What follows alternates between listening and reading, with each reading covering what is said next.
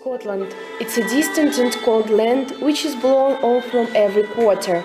What kind of local charm do you have? How do you win people's hearts?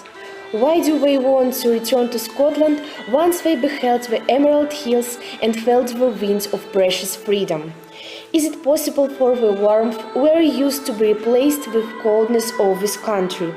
Will the Rocky Mountains and moss really steal away in people's hearts? Why on earth does poverty prevail in this glorious country?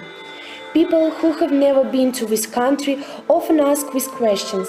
They can't understand tourist admiring conversations. Let's consider for a moment and remember Robert Burns. He spent the whole life in this distant country. Every line in his poems is filled with love. And if the Scottish poet who had lived in poverty his last years was able to show us the whole beauty of this harsh land, would it better to go there and see everything at first hand? Let's go to Scotland and see what wins people's hearts in this country of Highlanders. We offer you to go to one of the most beautiful places of Scotland, to the Trossachs and the Loch Lomond National Park. One of the most scenic areas in Scotland, Loch Lomond and the Trossachs are great places for a short break or a longer stay, as there is so much to see and to do. The Trossachs itself is a small woodland glen in the Stirling Council area of Scotland. It lies between Benane to the north and Benvenue to the south.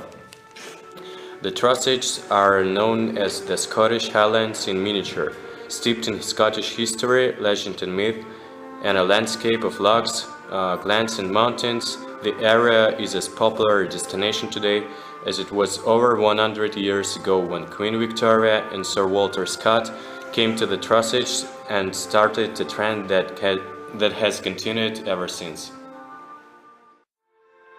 The scenic charms of this area came to popularity when Sir Walter Scott extended his romantic portrayal of Scotland's past from body ballads to poems of a medieval past reaching chivalry and symbolism with this poem. The Lady of the Lake given a roll call of Trossachs place names. The lady herself being the most beautiful of all the lochs in the Trossachs region.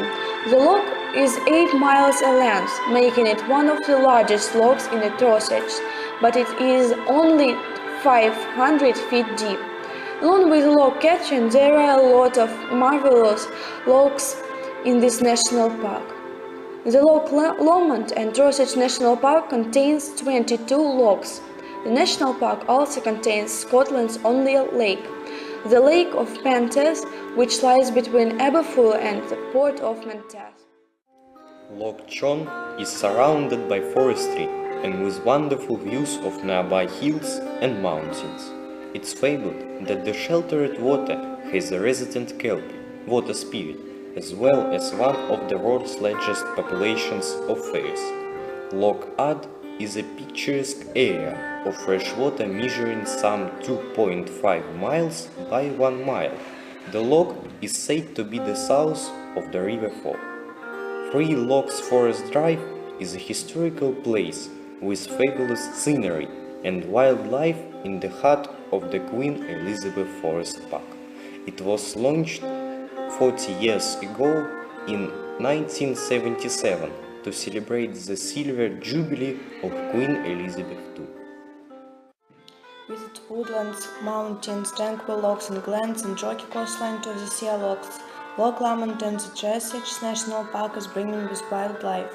There are 4 distinctive areas of the national park: Loch Lomond, Cole, the Trossachs and Breadalbane. At the Loch Lomond Bird of Prey Center you can learn something interesting about the birds and their lives. It's a home to 35 birds with over 25 species. It's situated in natural woodland on the edge of Loch Lomond. The trees and surrounding vegetation provide the perfect backdrop for not only these birds, but many species of native wild birds. You will have an opportunity to see here birds of prey, owls and falcons, and to take a closer look at these species of birds.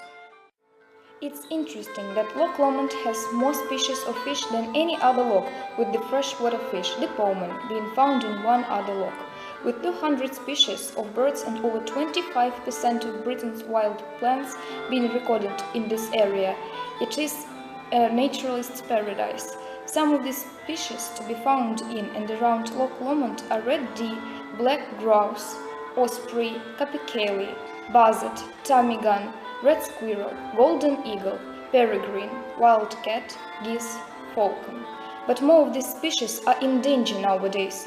Only around 121,000 red squirrels are left in Scotland today. Without sustained action, the red squirrel could become extinct on mainland Scotland. The black grouse is a priority species in the Loch Lomond and Trossachs National Park. It's such a beautiful and enigmatic bird and a great indicator of healthy habitats, good for other species too. In spring, the black grouse is up at dawn to sing and dance, hoping to attract a mate. The name given to this mating ritual and the area in which the birds display is the lek. Black grouse are threatened in the national park due to loss of habitat, climate change, predators such as crows and foxes, and birds colliding with deer fences. The survival rate of black grouse chicks is down due to wetter springs and summers in recent years. As we can see, there are a lot of things to visit and admire in Scotland, especially in the Loch Lomond and Trossachs National Park. Will you find a breathtaking view or a moment on the Loch shore? Discover everything the national park has to offer.